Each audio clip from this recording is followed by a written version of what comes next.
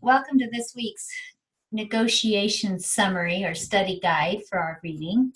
The reason I'm doing this is because I am not only going to be using these skills or the negotiation skills for our Skyhook case, but we're also going to be assigned next week with our Kruger and Green Mountain case negotiating stances. And so one of you will negotiate for Kruger and one of you will negotiate for Green Mountain.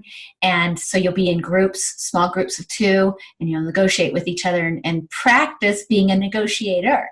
So this is an important reading, and I don't want it to be skipped, and I want to highlight the importance of each step of negotiation. So there's 7 questions that you would ask yourself as a negotiator or an analyst prior to going into your negotiation. And the first question, and probably the most important, is your BATNA.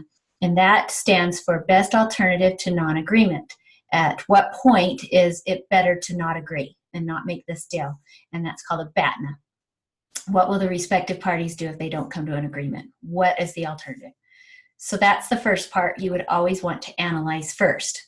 And then the second part is, who are the parties involved? Sometimes they're not always the buyer and the seller. And then interests. What are your fundamental needs and priorities, and what are those of your other party? Value. How can value be created? Is it just a dollar figure, or who is likely to get the value? And then barriers. There's 3 main kinds, but what are the barriers to this negotiation? And then power. How can the various parties influence the negotiation process and its outcome? And ethics. What is the right thing to do, and are you on the same page with your ethics? So let's first go over BATNA. Now you can see here from this graph that there's a zone here. We call that zone the zone of possible agreement, the ZOPA. Okay, so hopefully your BATNA is a ZOPA and not a single line that runs right through here as a dollar figure. Because the more, the better your ZOPA, or the broader or the more contingencies you have in here, the more creative it is for the negotiators to come up with an agreement that's plausible. Most BATNAs will include some level of distributive concept, and that is a quantitative number usually. They say zero sum. That's when you would say it has to be this amount or I walk away. Distributed would be there's some values here, there's some things here that we can distribute between the two of us. It does not imply equality in that distribution, or that distribution will be equal. It just is that there is value, it will be distributed, and how it's distributed is part of your BATNA. And then to understand the BATNA, one needs to understand how you view your alternatives and how your other party views their alternatives as well as views yours. And so understanding each other is super important as well. And it's not just knowing your own BATNA, but wanting to know theirs. So let's talk about parties. Now, if you assume that the parties are the 2 people negotiating, then you could end up being what they call here passively reacting to whatever deals happen to arise. But if you assume that there are other parties, you can shape this environment and foster opportunities that will serve your needs better. So again, entrepreneurialism is creativity. It's all about creativity. And so understanding who the parties are is a creative process. In the case, it talks about a gentleman who had been offered 10 or 11 million from 2 different parties for a cable company. Now, if he assumed that those were his only 2 parties involved, he could maybe pitch them against each other to get a better value or to get a better sales price. But what he did was he actually realized that his competitors in other markets were a party to this deal, because if they bound together and created a larger cable distribution network, they would be more attractive and maybe even capture more profit on the sell than if they were to sell as individual or independent units. And so he tried to structure some deals that would allow him to take 4 or 5 cable companies to the market rather than just his own. So he saw some other parties and became more proactive. Now, interests.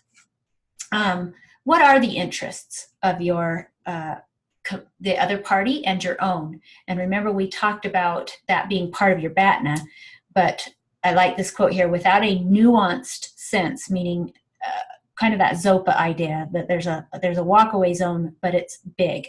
Without a nuanced sense of one's own objectives and trade-offs, it's hard to formulate a strategy or judge its success. So if you really don't know what you want, you won't probably know when you haven't gotten it or you have gotten it.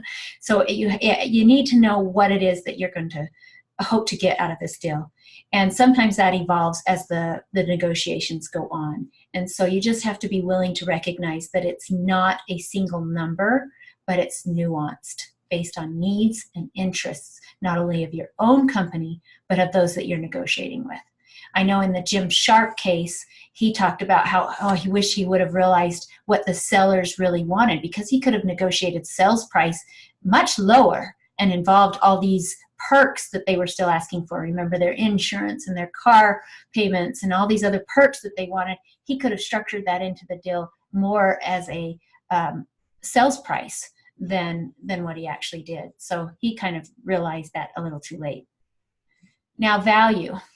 Value is generated in negotiation when you can see the differences and then capitalize on them or monetize them even. So again, going back to what Jim discovered too late, if you can discover up front what the value of some of these differences are, then they become a dollar amount. So if you would find out that it was super important, this, that, or the other, then you could maybe come down in a sales price, but still provide some of these perks that they want or these values that they have, meet their needs while meeting your own. So value is perceived, and it's not always a number as well. And then here's the 3 barriers. Let's talk a little bit about those. Barriers. There's strategic barriers. That would be, for example, the way they set up the negotiation. For example, in a car dealership, you go in and you deal with the car dealer, and then you think you have a deal, and then he says, oh, got to go talk to the manager. That's a strategic behavior. He goes to the manager comes back and says, oh, here, yeah. And the salesman, oh, I'm so sorry, but I represent, you to the manager, which it's really just a strategic behavior.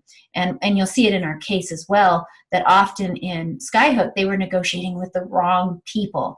And that's a strategic behavior barrier. The second kind of barrier would be psychological or interpersonal. And that's where you can we'll talk about that in a minute here with the power structures, but psychological or interpersonal could be the way that you react to the negotiation or how you negotiate as your personality skills. And then the third kind of obstacle is institutional. If there's government regulations that would prevent this type of a deal, if there's municipal regulations or voting or some kind of boundary zoning, things like that. So those are institutional barriers that you need to be aware of and address in the negotiation. Could give you more leverage. It could take away your leverage. So you need to be aware of it. The 6th and 7th part of this reading was about power. And the text actually asks you the question, what is bargaining power? It doesn't necessarily answer, and that's why I've left question marks by all of the points that were made. Is bargaining power your non-agreement alternative? Is it your BATNA? Is it your ability to walk away? Now, if your ability to walk away and still maintain a high level of living or functioning as a company, then you have a very high BATNA. And you might have what we would call the upper hand in the bargaining power, but you may not. And then you have well-organized or sophisticated staff. Well, well-organized and sophisticated staff allow you to present in a way that may be persuasive. So that might be a power structure. Is it time? Are you working against short deadlines? Those usually will add power to whoever gets to impose those deadlines. And then is it warlike? Often negotiations can become, I will force you to do this, or I have this in my arsenal. We see that with politics a lot and the media and how they can threaten and kind of abuse each other to get what they want. So the book highly discourages that, of course, but says that power is really just a reflection of both knowledge and skill, and talks about the need to have mature negotiators when negotiating. And that kind of ties into our next section on ethics. First off, there's 5 areas that come into play ethically in a negotiation, but again, they're open to the negotiating parties to determine where those ethics lie. For example, candor. Is it expected? Can it even be expected that you could go into a negotiation scenario and say, what's your bottom line? and you expect them to be honest. Is that a realistic expectation? Is it an ethical expectation? Fairness. Do you expect that whoever you're negotiating with will care about fairness or be more self-interested? The potential use of force. Now, again, in America anyway, we would never allow somebody to hold a gun to your head and sign a contract and have that contract then be enforceable. So obviously we're not saying the kind of force like that. We're talking about force that may come through withholding supply chains, if you controlled market entrance, things like that, that you would basically destroy your party that you're negotiating with, or use negotiation tactics that are forceful. Impact of negotiation on bystanders, and that's a really relatively new, I would say in the last 100 years, where we even started to accept that there are bystanders and that they have rights. And then the fifth way, of course, I don't think this is a problem for anyone in the BYUI online academic program, but there are times when you may represent someone else. You may be their agent. For example, if you were a negotiator for Google, let's say, and Google asked you to do something that you felt was non-ethical, are you, because of your fiduciary duty, required to behave unethically because you're that individual's agent? And of course, that, or vice versa, is Google responsible for a non-ethical agent that represents them? And so these are kinds of ethical questions that we all have to deal with. I hope this helps you, because as we go forward this week, we're going to be looking at some of the ethical problems that Skyhook, negotiating problems that they learned from their failed negotiations here, and what they could use in their negotiations with Apple.